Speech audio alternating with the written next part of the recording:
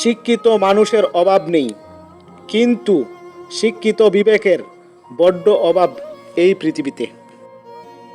যারা আপনার পিছনে সমালোচনা করতে দিন। লেজ কাটা কুকুর কখনো সামনে এসে গেউ গেউ করার সাহস পায় না।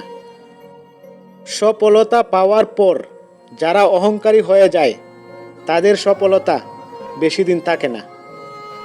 সুখ নেই কথাটি ভুল, সুখ ঠিকই আছে, কিন্তু সবার ভাগ্যে সেটা নেই। বয়স দিতেছে। জীবনটা তখনই সুন্দর ছিল যখন ছুটতাম না সুখের পেছনে, বুঝতাম না আসল বাস্তবতা কি।